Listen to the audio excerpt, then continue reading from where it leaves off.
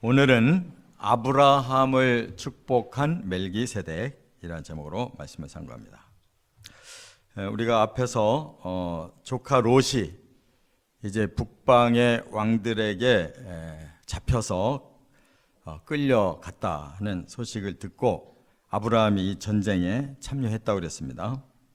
그런데 이제 그들이 술이 취해서 잠을 자는 밤에 그렇게 공격을 해서 승리를 거두고 이제 롯도 그리고 또 사람들, 재물들 다 찾아서 돌아오고 있는데 하나님께서 놀라운 광경을 이제 주신 거예요. 그것은 바로 멜기세덱이라고 하는 지극히 높은 하나님의 제사장을 만나게 하셨다 하는 겁니다. 이런 내용은 그냥 우리가 일어나는 역사적인 줄거리와는 너무 딴판인 전혀 새로운 세계가 지금 펼쳐지는 거예요. 그래서 멜기세덱은 성경에 보면 아주 비밀의 그 이름인 것을 알 수가 있어요. 그래서 거의 성경에 나오지 않는 이름인데 시편과 또 그걸 해석한 히브리서에 명확하게 멜기세덱은 메시아라는 것을 말하고 있습니다.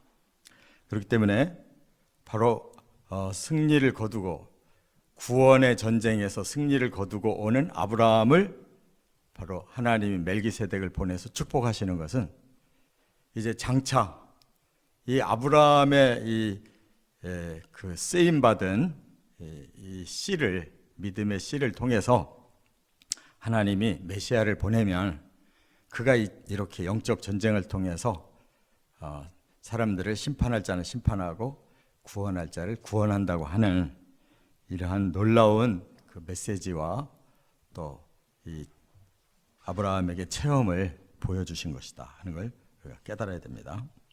그래서 멜기세덱 앞에 이제 축복을 받고 아브라함이 11조를 드려요. 그리고 이제 돌아온 포로들을 그리고 재물들을 다 돌려주는 이런 정말 아브라함의 멋진 그런 인품을 볼 수가 있습니다. 그래서 우리는 요 14장 17절부터 24절에 보면 메시아와 그의 백성들의 그 축복된 모습을 볼 수가 있어요. 우리가 이제 예수 그리스도를 통해 구원을 받고 구원받은 성도들이 얼마나 아름다운 인품을 가지고 살게 될 것인지를 보여준다 그 말입니다. 세 가지로 말씀을 상고합니다. 첫째는 18절부터 20절 상반절까지 보면 메시아의 예표인 멜기세덱을 이제 설명하고 있는 거예요. 멜기세덱은 살렘 왕이었다 그랬어요.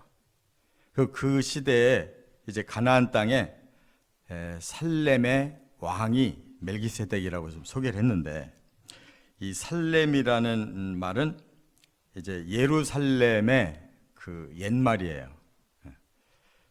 살렘 그러면 이제 살롬에서 나온 단어이기 때문에 이제 그 평화를 말하는 거예요. 살렘은 우리가 샬롬 그러면 평강을 말하듯이 같은 동의어입니다. 그러니까 살렘은 평화의 성을 말하는데 그곳에 바로 왕이라 그랬어요. 그리고 이 예루살렘 할 때 그 예루라는 뜻은 근원이라는 뜻이에요. 평화의 근원. 그러니까 하나님께서 나중에 1000년 후에 아브라함 대에서 이제 그 아브라함은 BC 2000년 사람이고 다윗은 BC 1000년 사람이거든요. 1000년 후에 이제 헤브론에서 왕이 됐던 그 다윗이 이제 새로 도읍지를 옮기는데 그것이 예루살렘이에요. 그때까지 아무도 예루살렘을 정복을 못했는데 다윗이 정복을 하고 그곳을 새 수도로 정하죠.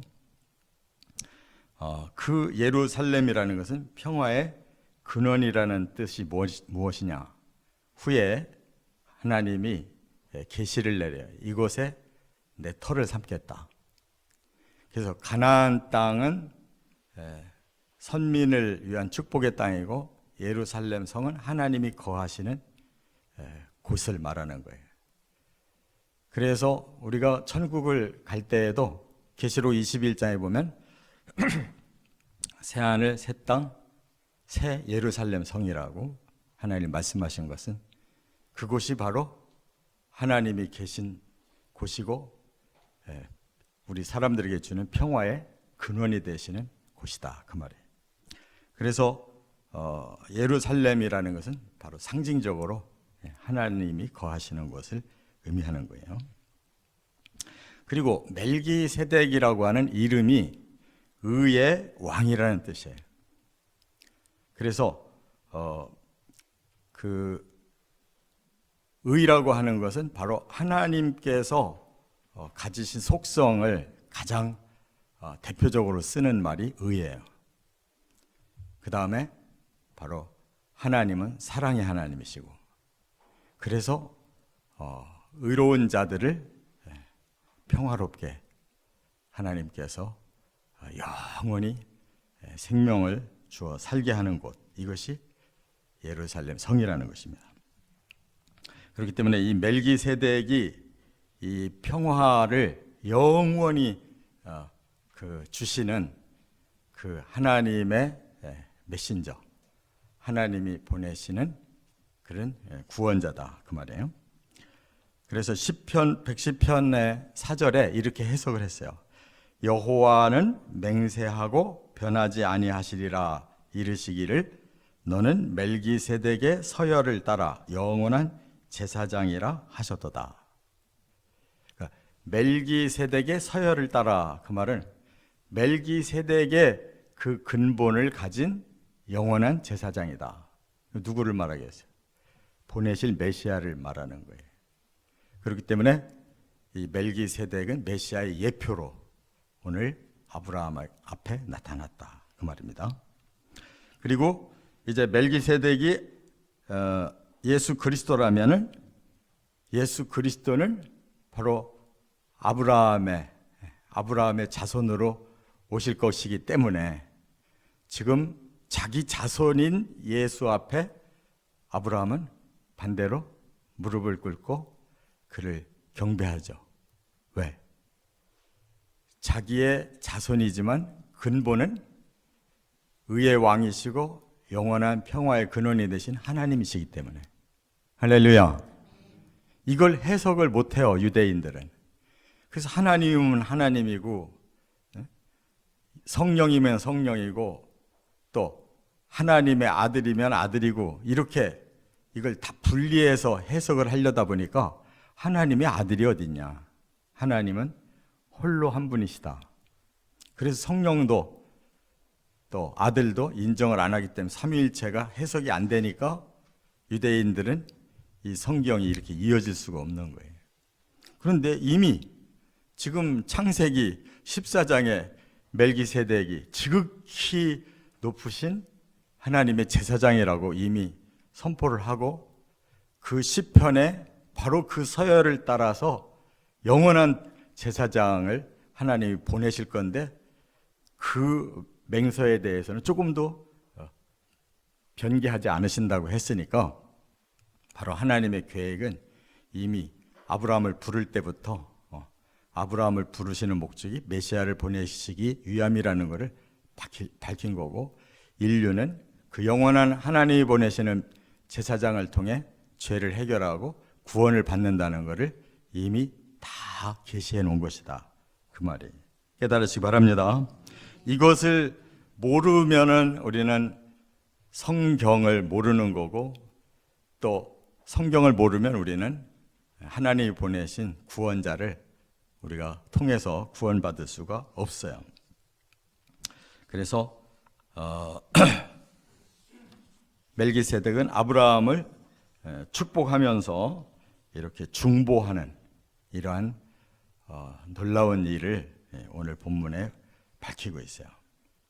이와 같이 우리가 멜기세덱의 반차를 따라오신 메시아 예수 그리스도를 믿고 바로 그 메시아가 이제 우리를 복주심으로 우리 죄를 씻고 구원을 시켜주시고 또 우리는 오직 하나님을 찬양하는 그런 영광만을 돌리면 이렇게 영원히 하나님의 자녀가 된다는 사실, 오늘 본문에 아브라함에게 그 사실을 계시해 주신 거예요. 그래서 아브라함이 11조를 드리고 바로 여호와를 찬양하는 것이죠. 두 번째, 20절 하반절에 보면 멜기세덱에게 예물을 바친 아브라함을 말하고 있어요.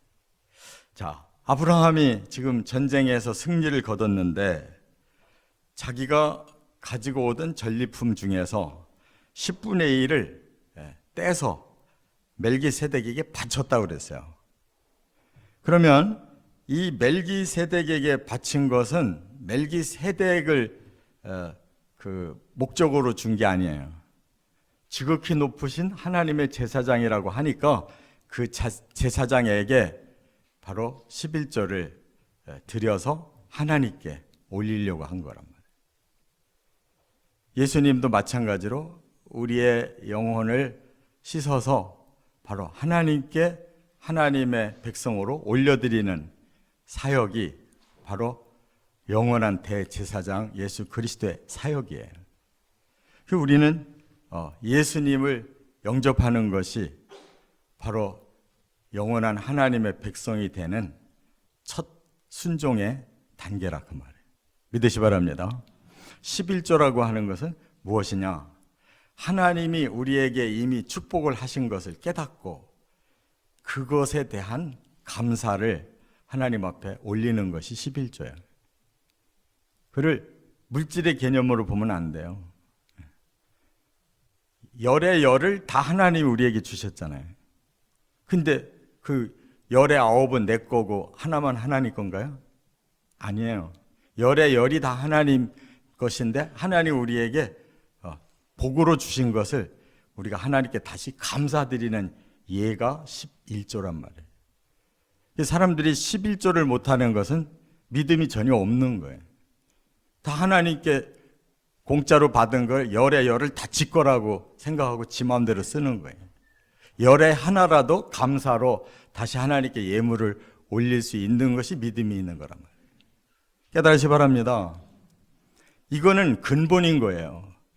근데 가끔 유튜브나 강의에 보면 11조를 과연 해야 하는가 이러한 제목으로 많이 말들을 하는데 이거는 근본을 모르는 사람들이에요. 국가에다가 우리가 부가가치세 10분의 1 세금 내는 건 아무 말도 안 하잖아요. 나라를 위해서 우리가 11조 내는 건 아무 말 안 해. 그런데 하나님이 전적으로 주신 거에 대한 감사의 11조 예물을 그건 무지무지하게 아까워서 못하고 이거 꼭 해야 되냐 이렇게 따진단 말이에요. 국가가 우리한테 베풀어 주는 거는 잘도 알아요. 근데 사실 그 권력자들이 베풀어 주는 것도 아닌데 그 11조를 떼서 많은 권력자들이 가지고 막 흔들고 있는데도 찍소리 안 하고 잘 내는데 하나님이 아무것도 없는 우리에게 죄를 씻어 구원시키고 100% 우리의 모든 것을 다 책임져 주시는데 거기에 10분의 1을 떼서 감사하는 예를 못한다는 것은 이거는 빵점이에요. 그는 신자가 될 수가 없는 거예요. 깨달으시 바랍니다. 그렇게 엉망으로 우리가 신앙생활을 하니까 복도 제대로 못 받는 거예요. 하나님이 우리의 모든 것을 다 주셨다는 걸 인정해야 그 다음에 그 복이 뭔가를 알고 누리는 거지. 복을 주셔도 복이 뭔지를 모르고 사니까 그렇게 모든 거 다 내 땀으로 다 얻은 걸로 알고 이거를 하나라도 쪼개서 나누려고 하는 건 아까워서 못 하는 거예요. 이렇게 아브라함은 하나님 앞에 자기가 목숨 걸고 전쟁에 뛰어들어서 롯을 구하는 바람에 거저 얻은 그 재물 중에 10분의 1을 즉시 바로 멜기세덱에게 바쳐서 하나님께 올렸다 그 말. 예수님이 탄생하실 때 멀리 동방에서 박사들이 왔어요. 유대인의 왕으로 오신 이가 어디 계시냐라고 찾았어요. 그들은 별을 통해서 계시를 받은 거예요. 그리고 만나서 어떻게 했어요? 위안과 또 몰약과 또 뭐지? 황금을 바쳤다. 왜 그랬겠어요? 그 사람들이 멀리까지 와가지고 왜 바쳐요? 바로 그분이 하나님께서 보내신 이 놀라운 일을 하실 분이라는 것을 알으니까 예물을 보내죠. 또 목자들도 아무것도 모르는 사람들이었는데 그들이 한밤중에 잠을 자지 않고 깨어 있었기 때문에 하나님의 천사들이 내려와서 메시지를 전하잖아요. 이제 구주가 나셨는데 하나님께는 영광이고 이 땅에는 평화를 줄 뿐이다. 그랬더니 그들이 그곳을 직접 가서 확인하고는 영광을 돌렸다 그러잖아요. 목자가 아무것도 없으니까 뭘 돌려요? 영광을 돌렸단 말이에요. 바로 이런 믿음을 하나님 보려고 하시는 거지, 뭘 하나님이 뭘 바랄 게 뭐가 있어요? 다 줬는데. 예수 그리스도가 자기의 목숨을 바쳐서 대신 우리 죄값을 씻어주셨는데 뭘 더 줄 게 있냐고. 끝으로 세 번째, 21절부터 24절에 보면 소돔 왕에게 보상을 사양한 아브라함. 역시 하나님이 택하셔서 쓰실 만한 인품이라는 걸 알 수가 있어요. 소돔 왕이 나와서 아브라함에게 하는 말이, 사람은 내게 들려주고 물품은 당신이 가지시오, 이렇게 말합니다. 근데 그 말이 언뜻 들으면 고마운 말이죠? 아니에요. 모든 것은 다 아브라함 것인 거예요. 자기가 그 북쪽의 왕들에게 약해가지고 다 뺏긴 거잖아요. 지가 뭐 한 일이 뭐가 있어요. 아브라함이 가서 롯을 구원하는 바람에 그 모든 다른 백성들 재물을 다 회복해서 데리고 왔어요. 근데 소돔 왕이 오직 감사를 표할 뿐이지 지가 뭐라고, 사람은 우리한테 주고 물질은 당신 가지시오라고 인심 쓸 입장이 아니잖아요. 그게 법이에요? 아주 소돔 왕은 교만을 떠는 거지. 고마운 줄을 모르는 거예요. 지가 쫄딱 망했는데 지금 아브라함이 다 살려서 데리고 왔으면 무릎을 꿇고라도 감사를 해야지. 그러니까 아브라함이 뭐라 그래? 나 손톱만큼도 안 가질 거다. 왜? 소돔 왕 때문에 내가 부자 됐다 소리는 안 듣겠다. 그러면서 나는 하나도 안 갔지만 저 전투에 나갔던 군인들, 또 아브라함이 살던 그 헤브론 지역에 다른 수장들도 도와준 사람들 이름을 명단을 얘기하면서 그들에게는 전리품을 줘라 라고 명령을 한다. 그리고 자기는 한 푼도 안 받고 이 전쟁을 다 마무리하고 끝내. 뭘 말해요? 바로 예수 그리스도의 사람들은 이렇게 물질로 보지 아니하고 그것이 목적이 아니었기 때문에, 하나님의 그 백성들을 구원하는 것이 목적이었기 때문에 그렇게 물질 중심의 시건방진 왕 앞에서 아주 멋지게 모범을 보이잖아요. 내가 물질을 탐하지 않는다. 나는 구원을 위해서 이 일을 했다라고 밝히고 있는 거란 말이에요. 그리고 다른 아브라함과 함께 협력한 사병들이나 그 족장들에게는 그들의 몫을 너희가 당연히 줘야 된다라고 말하잖아요. 안 받으니까 그 말을 해줄 수 있는 거잖아요. 내가 받으면서 저 사람들도 나눠줘 그러면 그게 뜻이 되냐고. 모범이라는 거는 자기는 손해보고 남을 유익 주는 게 모범인 거예요. 할렐루야. 이게 그리스도의 정신인 거예요. 그리스도는 자기 몸을 다 내주고 우리의 영혼을 구원해 주신 거예요. 그렇게 해서 구원받은 그리스도인들이 내 몫을 먼저 생각하고 사는 사람이라면 그건 빵점이에요. 구원을 위해 사는 거예요. 물질이 먼저가 아니라 그 말이에요. 깨달으시 바랍니다. 아까운 사람들은 뭐 조금도 할 수가 없어. 왜? 물질 중심으로 살기 때문에. 그래서 자기한테도 인색하고 남에게도 인색한 거예요. 그리스도인들은 물질이 우선이 아니에요. 구원이 우선인 거예요. 그렇기 때문에 거기에 필요하면 물질을 바치는 거예요. 이렇게 아브라함처럼 바치는 거라고. 하나도 받지 않아도 하나님께 바칠 수 있는 것이란 말이에요. 왜? 모든 것이 다 하나님께로부터 왔기 때문에. 초월적인 삶, 진짜 그리스도인만이 할 수 있는 삶이에요. 믿으시기 바랍니다. 이렇게 오늘 너무나 기가 막힌 하나님이 이 구원을 정말 축복하고 널리 알리도록 바로 메시아를 이 땅에 보내서 아브라함을 축복하시고, 그 축복을 받은 아브라함은 모든 물질에 대해서 초연하게 이렇게 악한 자에 교훈을 주는 이 놀라운 말씀을 우리가 깨닫게 된다 그 말이에요. 이러한 그리스도의 정신과 아브라함과 같은 온전한 성도의 정신을 이어가시기를 주의 이름으로 축원합니다.